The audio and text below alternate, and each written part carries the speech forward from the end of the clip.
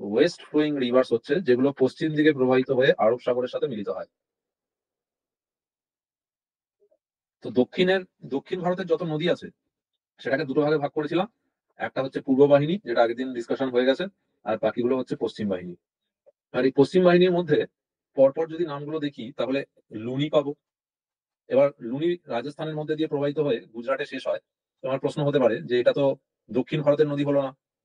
কিন্তু actually peninsular plateau, যেটাকে বলা হয় উপদ্বীপীয় মালভূমি, সেটা তো আরাবল্লীর থেকেই স্টার্ট হয়ে যায়, রাজস্থানের আরাবল্লীর থেকেই শুরু হয়ে যায়। তো আরাবল্লীর থেকে উৎপত্তি হওয়া নদীটাকেও আমরা মানে উপদ্বীপীয় রিভার বা পেনিনসুলার রিভার্স এর মধ্যেই ইনক্লুড করি। তো লুনি হবে। লুনির পর আর একটা নদী আছে যেটাও রাজস্থান আর গুজরাটের মধ্যে দিয়ে ফ্লো করে, সেটা হচ্ছে সাবরমতি। তো পূর্ব বাহিনী একটা ছিল সুবর্ণরেখা, আর পশ্চিম বাহিনী সবরমতি। দুটোর নাম অনেকটা একই রকম মনে হলেও মানে ক্লিয়ারলি অনেকটাই ডিফারেন্স, তবু অনেক সময় গুলিয়ে যায় সবরমতি আর সুবর্ণরেখার মধ্যে। তারপরে রয়েছে মাহি। মাহির পর নর্মদা, ওয়েস্ট ফ্লোয়িং রিভার্স এর লংগেস্ট রিভার নর্মদা। নর্মদার পর রয়েছে তাপ্তি বা তাপি। তাপ্তি বা তাপি একই রিভার, একই রিভারের দুটো নাম। এছাড়া আরো কিছু ছোট ছোট নদী আছে, মান্ডবী, জুয়ারি, শরাবতী, নেত্রাবতী, ভারত পূজা, পেরিয়ার। এগুলো সব ওয়েস্ট ফ্লোয়িং রিভার্স। কিন্তু এই তাপ্তি পর্যন্তই আমাদের ইম্পর্টেন্ট রিভার গুলো।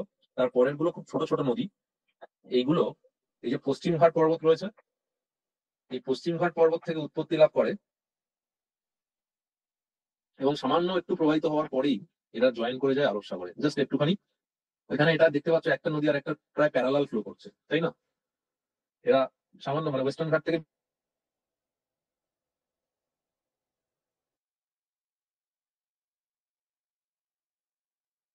বেরিয়ে জাস্ট সামান্য একটু গিয়ে আরব সাগরে মিশে যায়। তো এখানে ড্রেনেজ প্যাটার্ন তৈরি হয়, কি ধরনের ড্রেনেজ প্যাটার্ন দেখা যায়। ওকে। তো এই যে রিভার গুলো মান্ডবী, জুয়ারি, শারাবতী, নেত্রাবতী, এগুলো সম্পর্কে কয়েকটা একটা দুটো পয়েন্ট আছে, আমি বলে দেবো। এগুলো মূলত পশ্চিম ঘাট থেকে বেরোয়, সামান্য একটু প্রবাহিত হয় আরব সাগরে জয়েন করে। এগুলো খুব ইম্পর্টেন্ট রিভার নয়, তবুও জানতে হবে কোন স্টেটে আছে আর এর ব্যাপারে কি পয়েন্টস আছে। ঠিক আছে। আর এই যে সিকোয়েন্সটা আমি লিখেছি, এই সিকোয়েন্সেই নামগুলো মুখস্থ করবে, কারণ এইভাবেই এরা পরপর আছে উত্তর থেকে দক্ষিণে। পরপর সাজালে এইভাবেই পাওয়া যাবে। ক্লিয়ার? তাহলে স্টার্ট করা যাক লুনি থেকে। লুনি রিভার এর উৎপত্তি স্থল কোথায়? লুনি রিভারের উৎপত্তি হয় রাজস্থানের আরাবল্লী পর্বতের পুষ্কর ভ্যালি থেকে।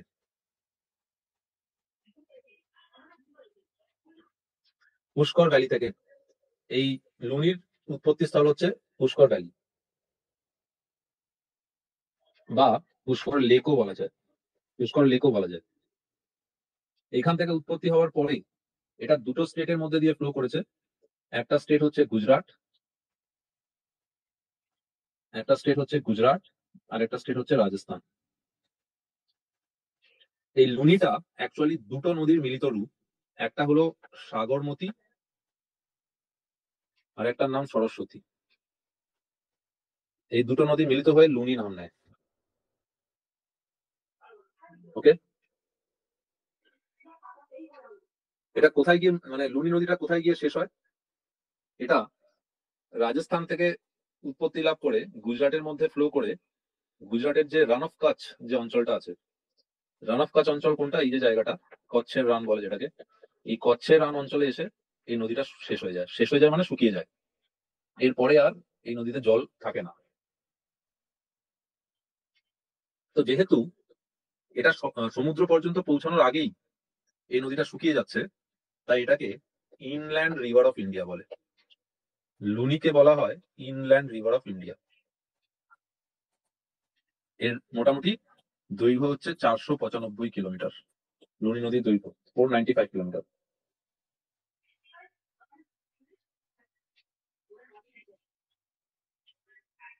ওকে। ব্যাস, এই হলো লুনি নদীর ইম্পর্টেন্ট পয়েন্টস।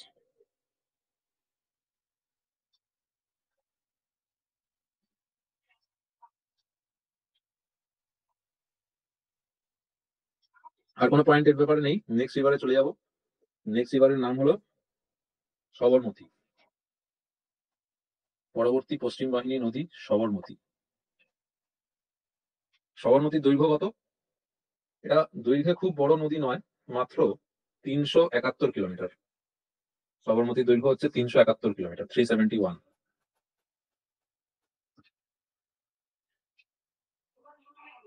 ওকে, এর উৎপত্তি কোথায়?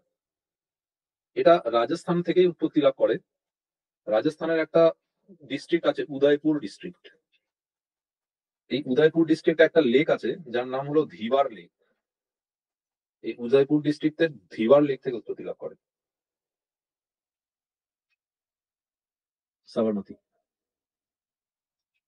এটাও দুটো নদীর মিলিত রূপ। দুটো নদী হচ্ছে সবর এবং হাথমতি। এই দুটো মিলিত হয়ে নাম হয় সবরমতী।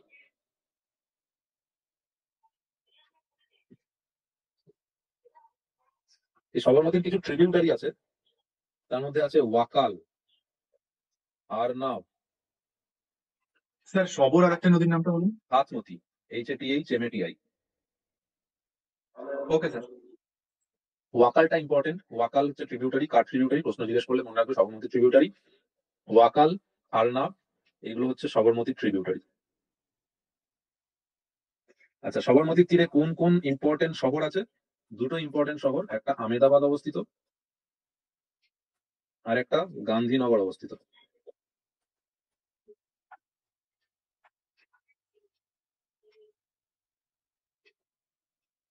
এই দুটো নদী এই দুটো শহর সবরমতীর তীরে অবস্থিত।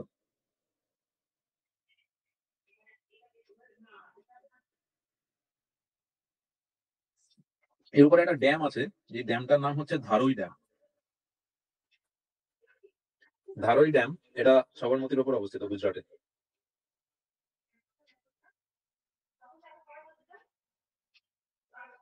ওকে, এটাই ইম্পর্টেন্ট। মেন রিভারের উপর এই ড্যামটাই আছে। এছাড়া আরো কিছু ড্যাম আছে যেগুলো ট্রিবিউটারিতে অবস্থিত, সেগুলো অতটা ইম্পর্টেন্ট নয়, কারণ ওটা মেন রিভারটার উপরে নেই, ট্রিবিউটারিজ গুলোর স্যার উপরে ওই আছে। ওয়াকাল আর হারনাবটা কি বললেন? এগুলো ট্রিবিউটারি। আচ্ছা আচ্ছা। এগুলো এগুলো সবরমতীর ট্রিবিউটারি। ঠিক আছে। আচ্ছা, এখানে একটা কমন পয়েন্ট আছে, সেটা বলে রাখি। এই যে সবরমতী নদীটা, এর পরে যে রিভারটা এক্সপ্লেন করব, এরপরে এখানে একটা রিভার আসবে মাহি। মাহি আসবে, মাহির পরে আর একটা রিভার আসবে যেটার নাম হচ্ছে নর্মদা। নর্মদার পর আরেকটা নদী আসবে যার নাম তাপ্তি। এই সব কটা নদী কোথায় মিলিত হচ্ছে? একটা কমন পয়েন্ট আছে, যেটা হলো গালফ অফ খাম্বাত। এই যে জায়গাটা, এটাকে খাম্বাত উপসাগর বলে, গালফ অফ খাম্বাত। তো এই গালফ অফ খাম্বাতে গিয়েই এই চারটে রিভার মিলিত হয়। তাহলে এটা একটা কমন পয়েন্ট সবরমতী, মাহি, নর্মদা, তাপ্তির ব্যাপারে, যে দে অল ফ্লোজ থ্রু, মানে flow into Gulf of Khambhat হবে। They flow into Gulf of Khambhat. Okay, সবরমতীর পর নেক্সট রিভার হচ্ছে মাহি। মাহি রিভার পশ্চিম বাহিনী নদীর মধ্যে এটাও একটা ইম্পর্টেন্ট রিভার, মাহি।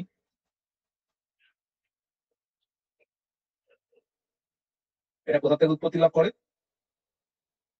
এটা মধ্যপ্রদেশের মধ্যপ্রদেশের বিন্ধ্য পর্বতের উত্তর ঢাল থেকে উৎপত্তি হয়। কোন রেঞ্জ থেকে? বিন্ধ্য পর্বত থেকে। এই বিন্ধ্য পর্বতের নর্দার্ন স্লোপ থেকে অরিজিনেট হয় মধ্যপ্রদেশে।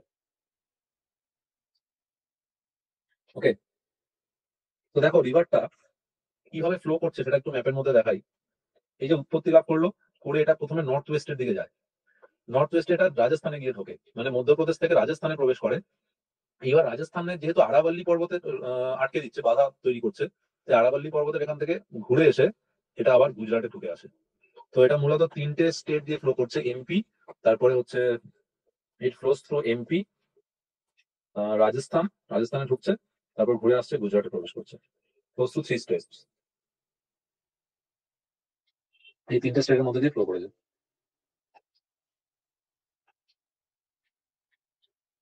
ক্লিয়ার? মাহি রিভার গুজরাটের জন্য খুব ইম্পর্টেন্ট। কেন? কারণ এই রিভারের যে জল, সেটা গুজরাটের অনেকটা এরিয়াতে সাপ্লাই হয় ড্রিঙ্কিং ওয়াটার হিসাবে। এই রিভারের ওয়াটারটাকে ওরা ইউজ করে। তো গুজরাটটা মানে মেনলি যে ওয়েস্টার্ন পার্ট অফ ইন্ডিয়া, এটা কিন্তু একটা ড্রাই রিজিয়ন। এখানে খুব একটা বেশি ওয়াটার পাওয়া যায় না, মানে অ্যাবান্ডেন্স অফ ওয়াটার আমাদের ইস্টের দিকে যতটা আমরা বেশি পাই জল, ওয়েস্টের দিকে জলের পরিমাণ খুব কম, স্কেয়ারসিটি রয়েছে। এই কারণে এরা কি করে,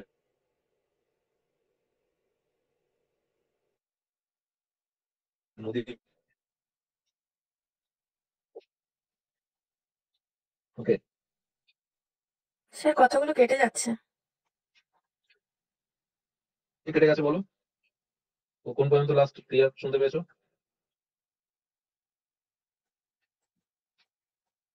স্যার ওই যে মাহির জল গুজরাটে অনেক মানে সরবরাহ হয় পানীয় জল হিসেবে, হুম। ওখান থেকে শুনতে পেয়েছি।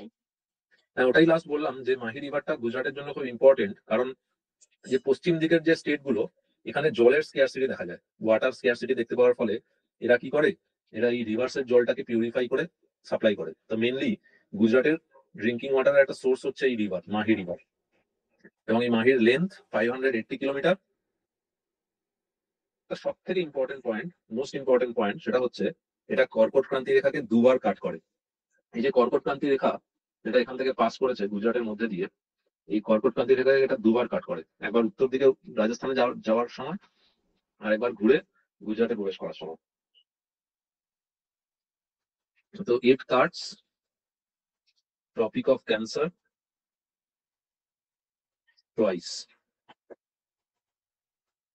ইট cuts tropic of cancer twice.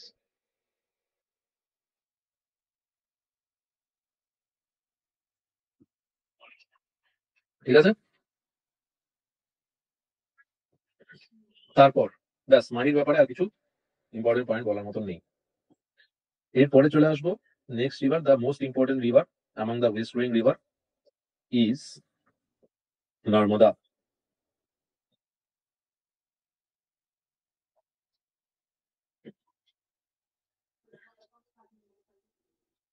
ওকে, আচ্ছা, নর্মদাটা আমাদের পশ্চিম বাহিনী রিভারের মধ্যে দীর্ঘতম। এই নর্মদার দৈর্ঘ্য কত? 1312 কিলোমিটার। নর্মদার length 1312 kilometre. This is the longest west flowing river and third longest peninsular river. দক্ষিণ ভারতের নদীর মধ্যে তৃতীয়। গোদাবরী সব থেকে লম্বা, দীর্ঘতম হচ্ছে গোদাবরী, সেকেন্ড হচ্ছে কৃষ্ণা, তারপর হচ্ছে নর্মদা। তো এটা সাউথ ইন্ডিয়া রিভারের মধ্যে থার্ড লংগেস্ট, আর ওয়েস্ট ফ্লোয়িং রিভারের মধ্যে লংগেস্ট। নর্মদার উৎপত্তি কোথায় আমরা সবাই জানি, অমরকন্টক। অমরকন্টক এটা কোন পাহাড়ের highest peak? Highest peak of স্যার Maikal. Maikal, highest peak of Maikal range. Maikal রেঞ্জের হাইস্ট পিক হচ্ছে অমরকন্টক। এখান থেকে উৎপত্তি লাভ করছে, এটা 1127 মিটার হাইট। এখান থেকে উৎপত্তি লাভ করছে, এটা কোথায় আছে? মধ্যপ্রদেশে। মধ্যপ্রদেশ থেকে উৎপত্তি লাভ করে কোন দিকে ফ্লো করছে? West flowing. এবং দুটো পাহাড়ের, দুটো পর্বত শ্রেণীর মধ্যে দিয়ে যায়। দুটো পর্বত শ্রেণীর, একদিকে হচ্ছে বিন্ধ্য আর একদিকে হচ্ছে সাতপুরা। এটাকে এইভাবে তোমরা নোট মানে ড্র করেও লিখতে পারো যে ওপর দিকে রয়েছে বিন্ধিয়া আর নিচের দিকে সাতপুরা। এই দুটো রেঞ্জের মধ্যে দিয়ে ফ্লো করে বেরোচ্ছে হচ্ছে নর্মদা নদী। ওকে, আর এই দুটো পাহাড়ের মধ্যে দিয়ে কিসের মধ্যে দিয়ে ফ্লো করেছে? এটা রিফট ভ্যালি। এটা একটা রিফট ভ্যালি তৈরি করে, RIFT। রিফট ভ্যালি মানে হচ্ছে গ্রস্ত উপত্যকা। এই যে স্তূপ পর্বত, সাতপুরা স্তূপ পর্বত, এই স্তূপ পর্বতের উত্তর দিয়ে যাচ্ছে রিফট ভ্যালি তৈরি করে, গ্রস্ত উপত্যকা তৈরি করে।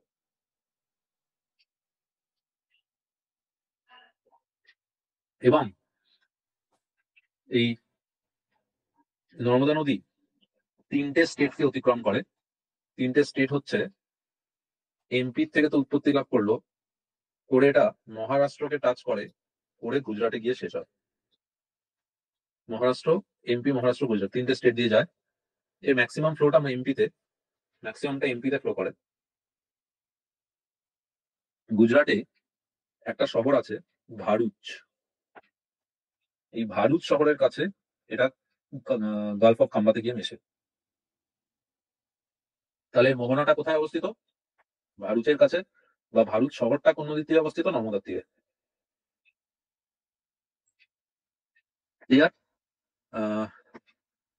আচ্ছা, নর্মদা নদীকে রেওয়া রিভার বা রেওয়া নদীও বলা হয়।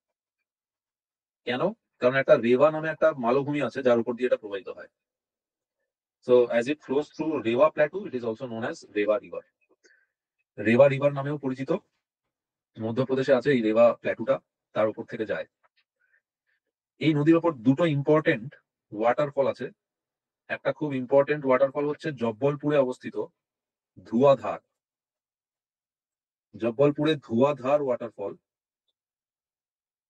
এটা একটা ইম্পর্টেন্ট ওয়াটারফল। আর একটা ইম্পর্টেন্ট ওয়াটারফল আছে কপিল ধারা, এটাও এমপিতে আছে। কপিল ধারা, তারপরে ধুয়াধার। নর্মদা নদীর উপর অবস্থিত ওয়াটারফল।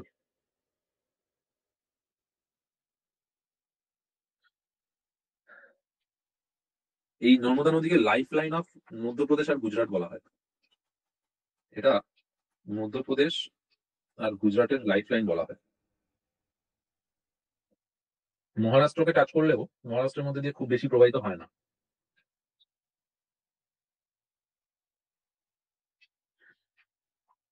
ওকে, এর কিছু মেজর ট্রিবিউটারি কি কি বলবো, মানে কয়েকটা নাম বলবো। মেজর ট্রিবিউটারিজ গুলো হচ্ছে তাওয়া, হিরন,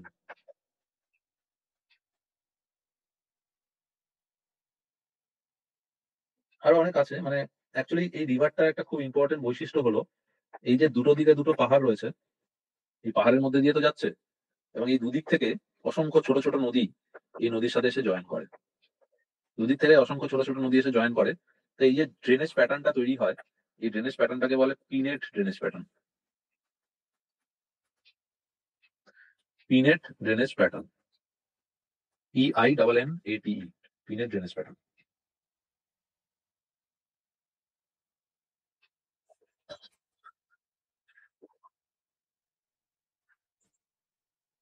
এখান থেকে একটা ইম্পর্টেন্ট কোশ্চেন হলেও হতে পারে। আচ্ছা, আর নর্মদা নদীর ওপর কি ড্যাম অবস্থিত? এর মধ্যে ড্যাম গুলো যেগুলো আছে তার মধ্যে খুবই ইম্পর্টেন্ট একটা ড্যাম হচ্ছে সর্দার সরোবর ড্যাম। সর্দার সরোবর ড্যাম, এটা কোথায় আছে? গুজরাটে। গুজরাটে অবস্থিত।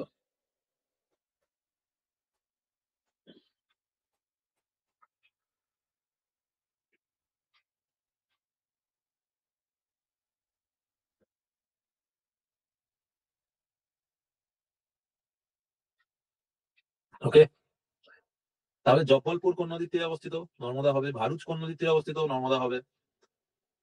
এগুলো ইম্পর্টেন্ট সিটিজ বিসাইড নর্মদা। সর্দার সরোবর ড্যাম কিসের সাথে জড়িত, কিসের সাথে রিলেটেড? সর্দার সরোবর ড্যাম নর্মদা বাঁচাও আন্দোলন এর সাথে সম্পর্কিত। নর্মদা বাঁচাও মুভমেন্ট কত সালে? 1985। 1985 এই আন্দোলনটা গতি লাভ করেছে।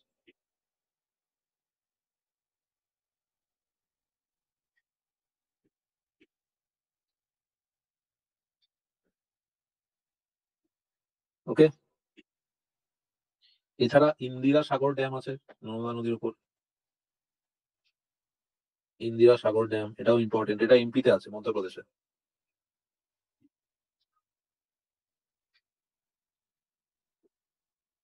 তারপর ওমকারেশ্বর ড্যাম,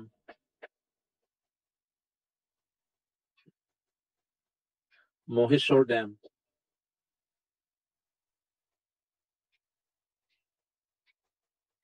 এগুলো সব নর্মদা নদীর উপর অবস্থিত।